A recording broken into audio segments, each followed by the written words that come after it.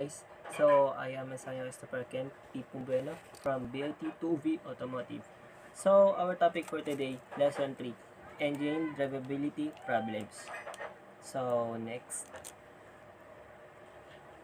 engine will not crank. Not cranking. If electrical fault, high resistance in solenoid contact. Replace starter in mechanical engine fault. Spin main bearing cause drag on crankshaft. Rebuild entire engine. Typical electrical problems: loose dirty or controlled terminals and connectors, discharge in a faulty battery, faulty starter motor, faulty control circuits. So, in this case, not cranking of our engine na ayaw mahirap umandar yung ating makina. So, may mga dahilan kung bakit hirap ito. So, ito yung mga examples natin. Um, loose or marumi yung mga connectors ng mga terminal sa ating wiring.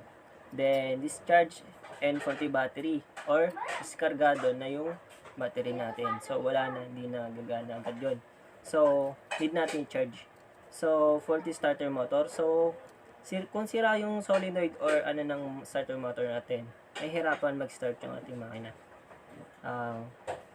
Fully controlled circuit. So, mostly, check natin yung mga wirings natin. So, minsan, katagalan, kung stock, nagkakaroon ng mga parang, corrosions sa mga connector natin. So, next, typical mechanical problems. Size piston or bearings, hydrostatic, lock from liquid and in cylinders, incorrect ignition or valve timing, says alternator and other belt driving device. Determine test by the likelihood or the fault. Example, if vehicle in parking lot, battery change fault is electrically, a ace of conducting test visual. Example, easier to perform starter draw test that inspect main bearings, measure starter motor current draw first, slow crank with low draw, high resistance in main starter circuit or the starter, slow crank with high draw, 40 in the starter or engine mechanical faults. So in this case, typically mechanical problem. So meron tayong mga mostly na nagkakaroon ng problema sa mga mechanical natin parts ng makina. So which is says yung mga piston, bearings. So may mga tayo dyan sa mga incorrect ignition or valve timing. So, mostly check natin yung tamang pagta-timing nito. So, alternator and belt driving device. So, mostly our alternator yung nag-charge ng ating battery. So, mostly kailangan natin check din yun. So, other belt driving device. So, yung drive device natin na ginagamit or para ma-torque yung mga parts natin, moving parts sa makina. Kailangan check natin. So, next, if mechanical, check oil and coolant from contamination. If coolant and oil mix, check head gasket or crankhead block. If no contamination, turn engine over to check if it's tight. If hard to turn, remove accessory, drive belt, and spin each accessory before trying to turn engine over again. If still hard to return over, disassemble component to check the individually.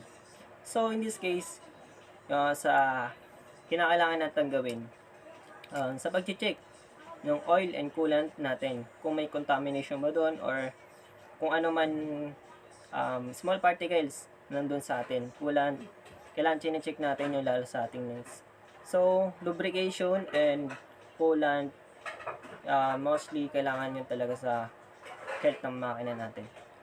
So, yung mga contaminants, so, yun yung mga corrosion. So, unlikely sa sinabi ko kanina, yun yung mga kailangan nating chinecheck or mostly na agapan para hindi magkaroon ng problema. So, checking, disassemble our components. So, kailangan natin tinatanggal yung mga parts. So, pag-check nito. So, next. Engine crank but will not start. Engine cranks but won't start. What's caused the no start? So, symptoms. Engine crank but won't start. Problem causes fuel pump, PCM, crank sensor, fuel pressure. Changes are the crank engine light is not on, but you may find any of the following codes. So, this is our codes: fuel pump, PCM, related codes, crank sensor code, and pressure sensor code. So, in this case, mostly chinecheck natin to sa pagme-maintenance, servicing. So, ano yung mga problem causes, probable causes, yung may sira yung fuel pump or may problema sa PCM, crank sensor, and fuel pressure. So, mostly sa mga new automobiles natin ngayon. So, those mostly use ECU or computer device. Mostly electronically controlled. So, ito yung mga kailangan natin dyan. Sa bakit ayaw umandar or ayaw mag-start no makina natin. So, next.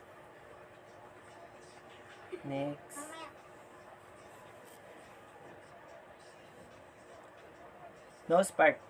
Due to battery crank position sensor, a faulty ignition module or PCM, a problem in the ignition circuit, ignition switch, ATM system, wiring, and other.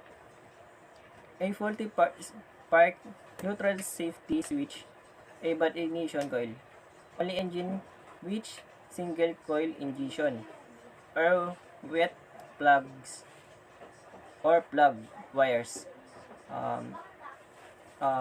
So in this case, no spark. So, mostly chinecheck natin yun. So, kailangan nun meron sa combustion system natin yung spark. Mostly, nakikita yun sa ignition system natin. So, ignition system, yun yung nag-ignite nung air and fuel mixture natin sa combustion chamber nung cylinder sa makina. So, a less common cause is a worn starter that draws so many amps while cranking the engine that there's not enough use left unwilling power, dump ignition system, and fuel injectors. So, in this case, so worn starter. So, mostly na nabanggit natin kanina, so yung worn starter na nagbibigay ng torque para mapandar yung makina natin. So, nabanggit dito yung problema sa power no ignition system and the fuel injectors natin. So, next, no fuel. Because a dead fuel pump, but fuel pump relay, roll, fuel pump, fuse, plug, and fuel filter or line, or field PCM injectors driven circuit, or injector power supply relay. So, no fuel. So, yun yung probable na cause kung bakit ayaw mag-start ng makina. No fuel, hindi dumadaloy na maayos yung ating gasolina papunta sa ating carburetor or sa ignition or intake system natin. So, mostly nagkakaroon ng barayan, small particles or sa filters natin. No compression because the timing belt or chain is broken. The timing belt or chain is loose and jump out of time, or the overhead camshaft has snapped. A powerful scan tool like AutoTap Express DIY and can help isolate the root cause, or autonomously ignition control. So, no compression. So, bakit ba nagkakaroon ng loose compression? So, may mga kadahilanan or problema doon sa system natin. So, chain. Sira yung timing chain. So, mostly, yun yung nagkakaroon ng sa kalumaan na hindi na may maintenance. So, dahil sa init or high temperature, nagkakaroon yun or napuputol or mali ng timing. So, yun yung nagkakaroon ng cause kung bakit nasisira yung ating chain. So, kung wala na yun, wala nang contact doon sa components natin. So, next. Ignition control module. ICM control ignition of full for the life of the vehicle. The ICM receives signal or outputs from CMP sensor, CKP sensor, PCM. Inputs are related to an exact firing moments for each spark plug and each cylinder extremely high voltage. Timing is varied because of varying condition or engine load. Location depends on design and space, mounted on around the ignition coils or a direct ignition system on in distributor. So in this case, ignition control module. So mostly this is our controlling electronically controlled parts. So most na check natin inputs yung sa firing or firing natong spark plug. So mostly ito yung sa ignition system natin. So next, road idling. If your vehicle is expressing road idling, you will probably know it immediately. While some causes are less served that others, and road idle is usually identifiable by a shaking or bouncing sensation in the vehicle. You may also notice odd sounds as well as inserted RPM counts. Normally, a vehicle could have a smooth and consistent RPM rate around 1,000 RPM. So, if your vehicle is falling below and rising above you may be dealing with an idling issue. So, road idling. So, yung tono or idle, kung mali yung pagkakatono sa may carburetor or natin, so, kasi ma-vibrate or maano yung makina natin. So, kailangan natin sinutune or inaano yung sa idling natin. So, we have 4 common reasons why our engine may be idling road. Vacuum leak. So, vacuum leak. Most vehicles have a maze of hoses. Third, we create a vacuum for both fuel and air. This is also creates a vacuum with the intake manifold. These hoses can wear out over time and a leak may develop. So, vacuum leak. So, yun yung merong ano sa vacuum leak natin. Yung chine-check natin mostly dun sa ating system.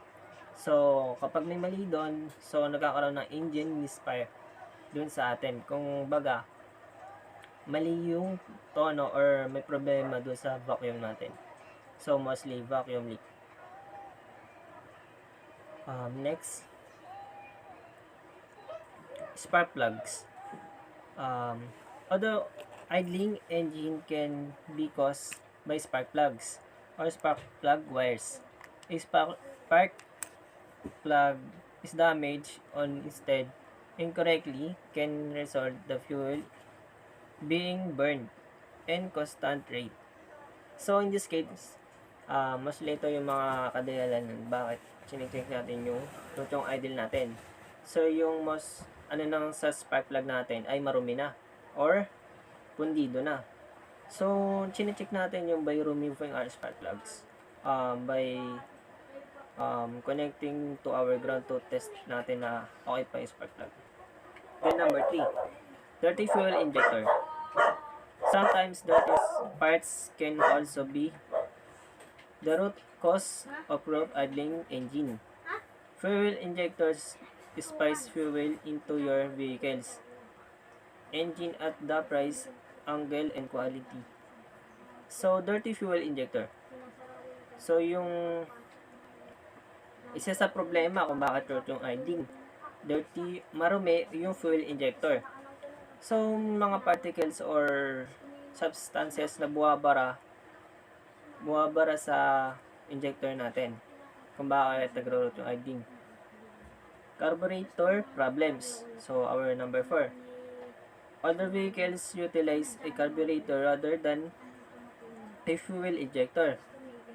Back exhaust smoke is a common indicator problems with a carburetor. So, sa mga lumang devices, ay lumang vehicles natin na hindi pa na electronically. So, carburetor use pa yun. So, mostly nagkakaroon ng problema, nagkakaroon ng bara doon sa carburetor natin. So, yun yung chine-check natin para or nililinis para hindi root yung idling ng makina natin. So, next.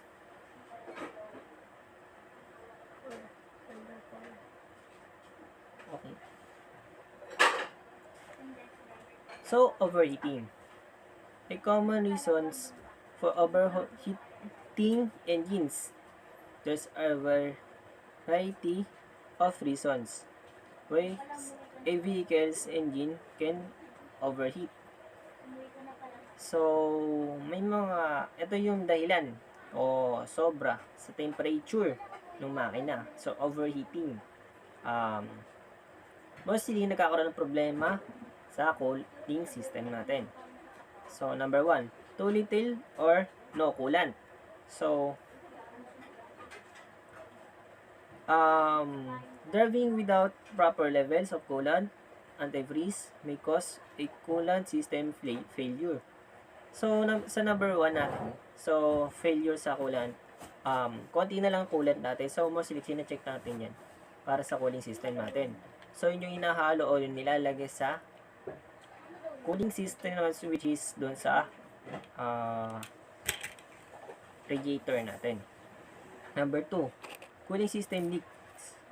I-attempt coolant reservoir tank could be caused by a potential leak. So, sa number 2 natin, so, cooling system leaks. So, may mga hose tayo dyan, radiator hose. So, sa mga bypass or sa mga gaskets natin, sa may water pumps. So, mostly check natin niya kung may mga tagas ba.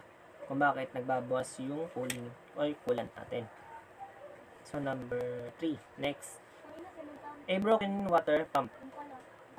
A water pump's job is circulate the coolant through the engine.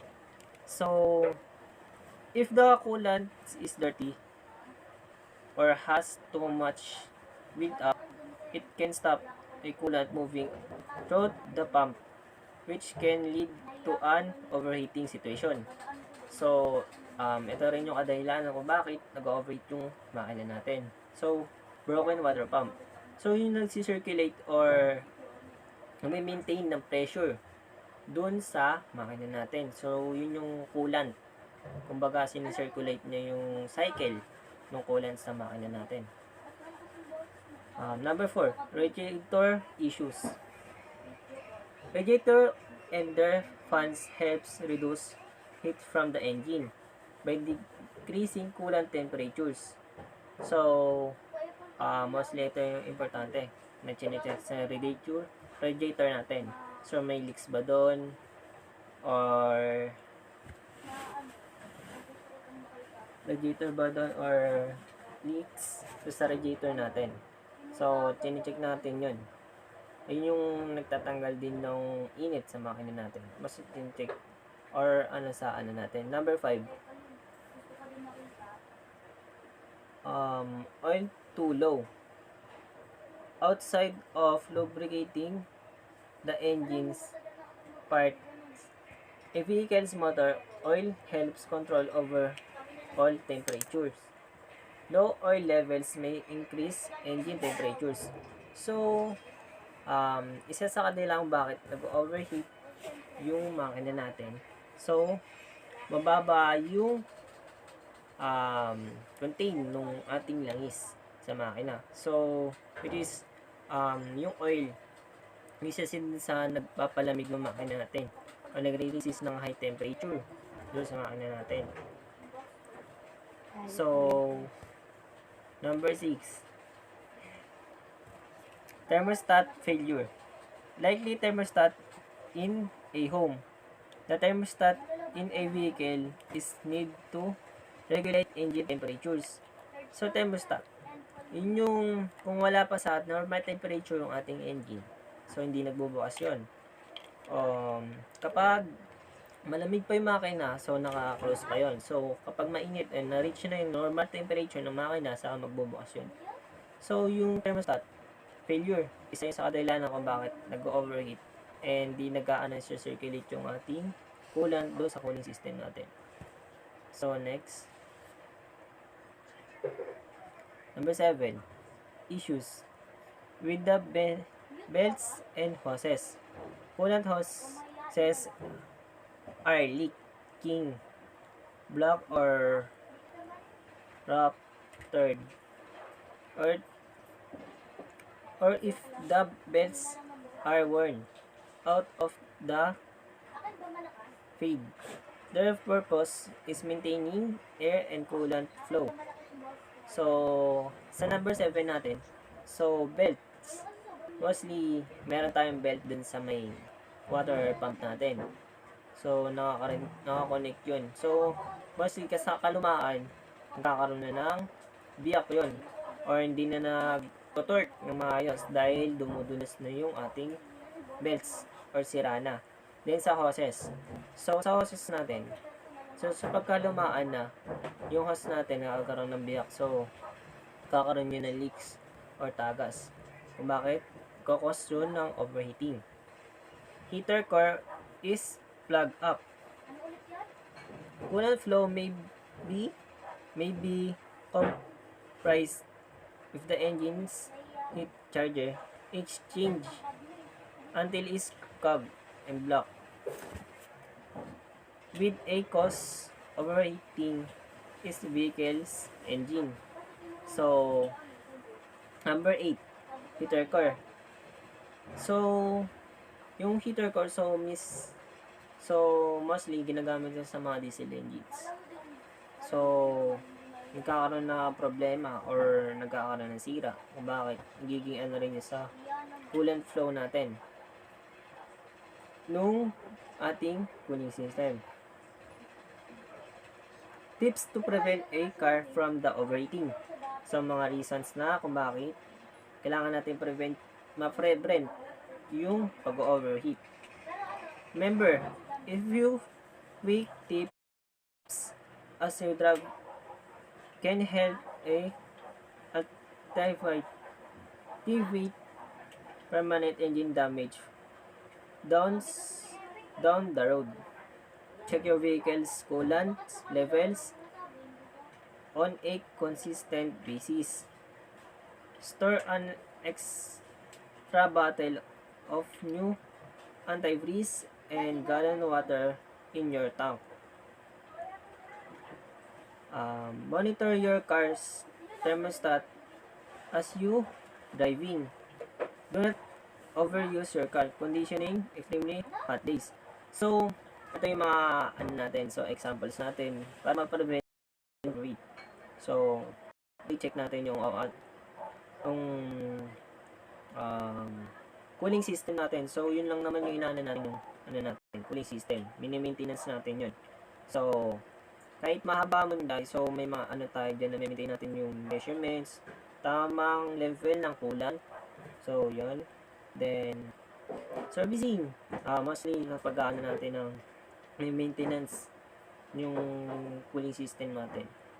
So, next.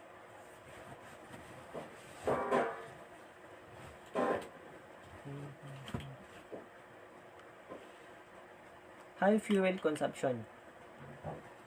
Fuel consumption is a normal phenomenon with internal combustion engines in car because they burn fuel to get the energy to proper a vehicle. So, high fuel consumption. So, fuel engine, faulty engine, petrol engines, failure to replace worn out spark plug, air cleaner elements or fuel filters, as well as maintenance or the throttle valve and oxygen sensor will lead to a increase in fuel consumption. So, petrol engines. Ay mga karaniwan nagkakaroon ng problema doon sa spark plugs. So, marumi na or hindi na may maintenance. So, bakit tumataas yung consumption sa gasolina? So, sa mga sensors. So, throttle valves, na may maintenance natin yun. Diesel engines. Increase of fuel consumption can result from dirty fuels injectors and air cleaner element. And these two are curricular from promote burning of the fuel during the combustion. So, this diesel engine. So, increase ng consumption ng fuel natin sa maruming injector. Yung sa air fuel natin, filter, nahihirapan pumasok yung hangin kung bakit tumalakas yung consumption sa gasolina. Poor engine oil. The quality of engine oil you choose to use in your engine can also affect fuel economy. So, poor engine oil. So, kailangan tugma yun sa weather na ginanap. So, may viscosity yung ng oil na ginagamit natin sa makina. Kailangan compatible or good dun sa ginagamit natin para hindi mataas yung consumption ng langis or ng gasolina. Next. Pure quality fuels. Fuel situation have fuels that are mixed with chemicals. Additive that clean the intake valve and petrol engines and injector nozzles of diesel engine to reduce accumulation to waste after the burn deposit. So, poor quality fuels. So, sa ginagamit ng fuel natin, kung bakit malakas yung consumption or bakit nagkakaroon ng so maraming additive dun sa ginagamit natin petrol. So, na umaano dun sa injector nozzles natin, mostly dun sa diesel engines. So, nagkakaroon ng burn or carbon deposit. Air conditioning. Air conditioning is better for fuel consumption that can open window and later creates aerodynamic drag. So, air conditioning, isa rin sa kadahilan kung bakit malakas yung fuel consumption natin. So, kapag nakabukas, yung air conditioner natin malakas talaga ito. So, nagkakaroon yun ng pag ano doon sa carburetor or nag-open yun doon sa dagdag torque para mapaikot yung aircon pump natin. So, worn out tires. The general condition of your vehicle's tires can lead to an increase of fuel consumption. So, isa rin pala sa kadahilanan ng bakit mataas yung consumption. So, worn out tires. So, mostly, yung tayo na chine-check natin yun kung bakit. So, epekto yun sa drivability natin sa paggamit ng sasakyan natin. Kung bakit malakas yung consumption. Isa rin to. So, next. For maintenance and short distance. For maintenance included elements of delayed servicing or poor servicing, which lead to overstretching or service interval or CAG air elements. So, poor maintenance and short distance. So, kailangan din natin na may maintenance yung situation or ano ng makina natin. So, next, wrong gears. This mostly applied to manual cars because automatic transmissions. So, worn gears. Ito yung kadahilanan kung bakit nagkakaroon ng mostly consumption dun sa ating system. Worn out clutch and warming the car in the morning. So, accelerating in wet and slippery roads as power is not fully converted high using our energy to move the vehicle. So, yun yung dahilan kung bakit mataas din yung consumption ng ating consumptions nung ano natin dahil din sa may mga worn or out clutch natin. So, nami-maintenance natin yung mga lining, so pressure plates. So, next, driving style. Driving style will also increase your fuel consumption. So, mostly,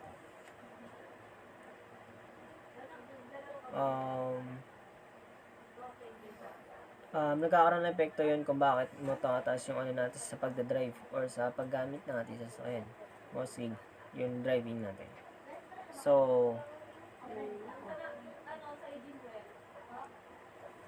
overloading and speeding.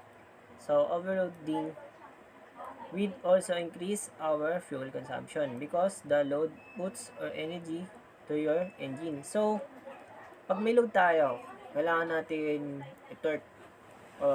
Kailangan na mas malakas na tap para maano yung or makausad or makanda yung ating makina. So, kailangan nun malakas talaga umain ng fuel consumption yun. So, overspeeding. Vehicles are designed to be driven in certain speed. So, sa pag-overspeeding natin, so, mostly nun sa paggamit ng ating vehicle. So, overspeed or high revolution, nakakadagdag ng higher consumptions natin. Next. Loss of power. Low compression, gas and diesel engine. So, sa low compression natin, so, mostly nagkakaroon ng leaks dun sa gaskets or dun sa may spark plug holes natin.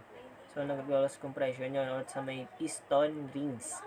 So, yun yung nakakaroon din ng dahilan kung bakit naglo-loss ng power yung makina. Then, clog fuel filters, gas and diesel engine. So, sa clog fuel filter natin, so, barado yung fuel filter natin. So, mostly nagkakaroon yun ng problema sa makina natin. So,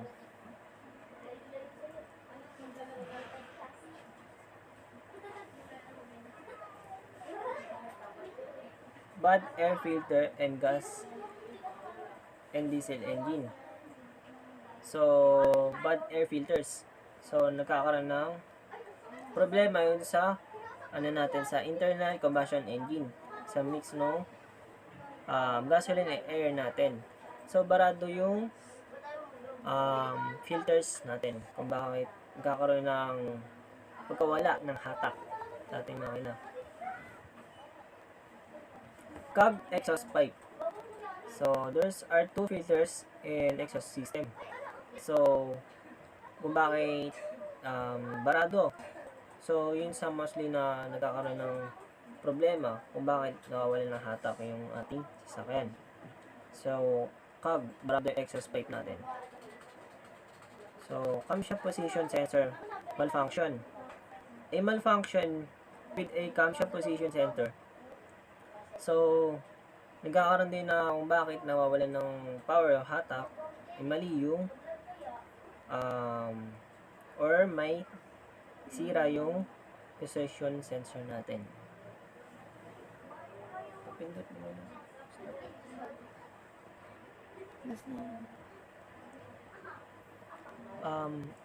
MAF sensor malfunction. Gas engine. The mean probability of mass airflow sensor is to measure the amount of the air flows into the engine. So, may sira yung mass airflow sensor natin na kung bakit dahil yan ang bakit kakaroon ng pagkawala ng hatak ng ating sasakyan. Oxygen sensor malfunction. The oxygen sensor is positioned to inside our system. If enables the engine timing and fuel injection system, the oxygen sensor even proves support the emission control as well, but if malfunction to the intake place of oxygen sensor. So, oxygen sensor malfunction. So, yung nakaano rin sa issue natin. So, kung bakit nawawalan ng hatak yung makina. So, nasa-sense ng ating ECU yun. So, nagkakaroon ng indicate na may sira or bakit ayaw mag-start or ayaw mag-function ng ating makina. Bad fuel injectors. Gas and fuel common rail engine. Fuel injector are important managed component of our vehicle engine. So, bad fuel injectors. So, mostly, barado yung mga fuel injectors natin. So, hindi gumagana or wala nang power, hindi nasusupplyan. So, may sira yung natin. So, nagkakaroon din ng problema. Bakit nawala? So,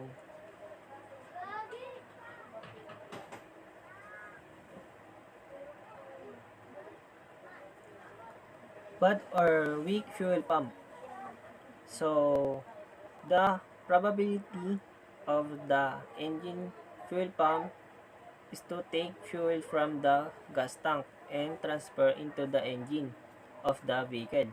If something was malfunction or wrong with the fuel pump, so nagkakaroon ng problema. So, hindi nagde-deliver ng or nagpa-function yung gas natin. So, hindi nakapasok yun sa system natin. Sira yung water pump ay fuel pump natin na nag-generates ng pressure para sa ating makina or sa injectors natin. Bad spark plugs. Spark plugs is part components of vehicle internal combustion. If the spark plugs were to ever fail, then the engine's performance would diminish and eventually fail. So, bad spark plugs. So, mostly nagkakaroon ng carbon deposits or madumi na dahil sa kalumaan.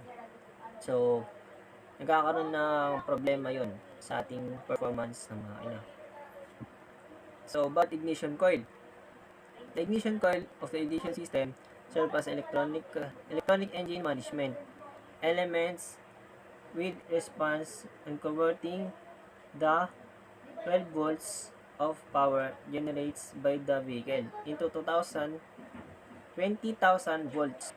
So, mostly bad ignition coil. So, pag nagkaroon ng sira sa bad ignition coil natin, nagkakaroon ng epekto yon kung bakit humihina or hindi maganda yung performance ng ating makina. Mostly sa gas engine. So, gumagamit na ignition coil. So, yun yung mostly nagdi-distributes para ma-ignite yung ating air and fuel mixture sa makina. So, next. Engine exhaust emits white smoke. So, black smoke. Little bit of white smoke from the exhaust of the cold morning just means steam. So, mostly yung pagkakaroon ng puting usok sa ating makina, nagkaroon ng some na sasama sa pagbaburn ng ating langis or ating gasolina na may kasamang tubig. So, cause din yun ng pagwa-white smoke sa ating makina. Or, nahaluan ng langis. So, nagkakaroon na ng nikyo, na sa may mga rings natin. So, yun yung sa white smokes natin. So, next.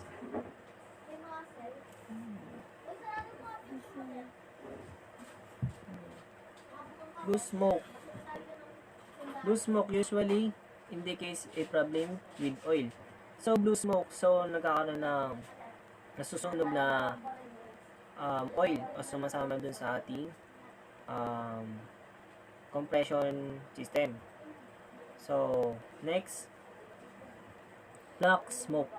Black smoke from the exhaust point to a problem with a fuel, which is either contaminated with mixed too heavy with oil in the engine. So, black smoke. So, carbon deposits yung dun sa makina natin kung bakit nagkakaroon ng puting usok. So, may nasusunog na langis. So, this is engine noises. So, sa engine noises, ito yung indicates ng noises ng ating makina. So, running engine and entirely quiet. Noises indicate small issues as well as something major wrong. So, mechanical electronic problems. Mechanical is mostly common. So, engine noise. So, may mga problema kung bakit maingay ang ating makina. So, mali yung idling or may sirang bearings. So, mostly yung maling tight ng mga tornilyo, nagkakaroon ng cause ng engine noise natin. So, yung knocking or katok sa makina. So, yung mostly dun sa may mga bearings na chine-check natin sa internal and mechanical ng makina natin. So, next, last,